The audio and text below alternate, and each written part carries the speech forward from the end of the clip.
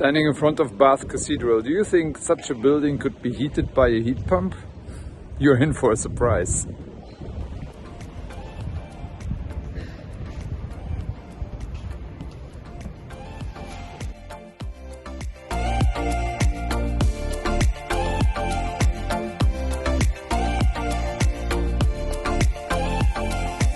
I'm in Bath in the United Kingdom. We are reporting from the machine room of Bath Abbey. I'm here with Edward, who has been coordinating the renovation of the heating system, at least the heat pump part.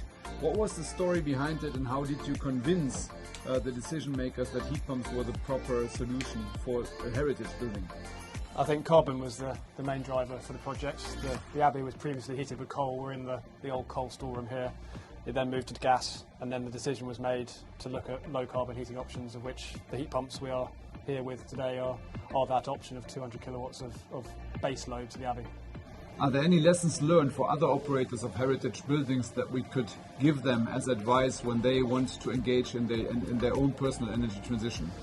Well, heat pumps work, but they have to be thought through in the heat delivery system and where you're getting the energy from. So it's not just, I want to install heat pumps, it's how you coordinate it with a larger project as a whole. How efficient are the heat pumps in these operation conditions? Currently, during the commissioning phase, we've been running quite hard. They've been running at about 4.6 to 1. We expect that to improve once we move to a variable temperature profile in the Abbey. But at the moment, running on fixed temperature, they're running about 4.6 to 1. Nathan, you're the director of the Footprint project. You have brought in renewable energy to heat a national monument. How do you tell the public about your experiences and about what you're doing? Well, as part of the project, the legacy of Footprint is obviously the museum space, which we walked through earlier.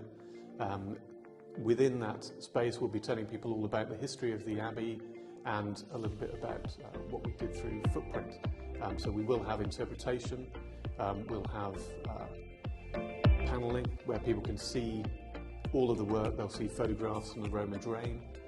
So the intricacy of the work, all of the expertise that went into producing the system that we have, and we can tell a little bit about people a little bit about how efficient the system is and what we're doing to drive down our footprint. So Gary, you're the CEO of ISO Energy. You have been responsible for this project from the implementation side, and you told me that you have used energy blades as heat exchangers to get the energy from the thermal waters of Bath. That's correct. What was special about that?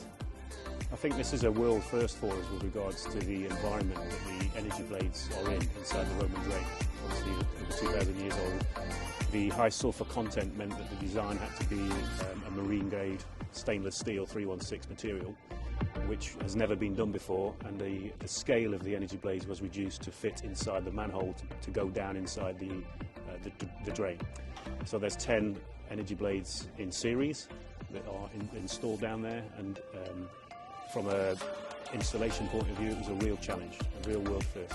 And the use of these energy blades, would you say that they increase the application areas for heat pump technology? Yes, I think so, absolutely. Wherever there's a water source, flowing water, but not also clean water where we use steel energy blades, we now can look at alternatives such as stainless, maybe even titanium, for more extreme environments where the water is, such as seawater, etc., where we can abstract the heat. The solution itself, would it also be applicable for industrial applications or sewage or other different critical environments? Yes, it depends on the flow. We have used energy blades in a colliery before, so from the water extracted and pumped out of a mine, because the water is significantly warmer than water higher. And that had a very high iron content, and that's been working since 2017. That worked successfully in the north of England. So yes, there are many applications. Do you see additional interest because of you did this project? Yes, I think the exposure, the visibility of this project has been brilliant for the whole company, absolutely. And I would say it is also brilliant for the whole industry, because we need to show what we can do, and our take is that heat pumps can work everywhere. Absolutely. Yeah, with the right design and the right installation team, absolutely. Thank you very much, Gary. Thank you. Hi Adrian, Ecoforest has manufactured this heat pump. For you, is that a one-of-a-kind project, or are you building a reputation for the renovation of heritage buildings? I think that we are building a kind of reputation in this type of building, not just in this historical building like Bath Abbey. We are also involved in National Trust buildings here in the UK, and there are all of them fantastic projects, and it's very nice for us being part of this. Have you learned anything from this installation that will feed into your product development process? Yes, this particular case has a special, from the technical point of view, special things that you need to take care about. For example, the high inlet temperatures, and we need to do some developments for that. So always you learn about this type of projects.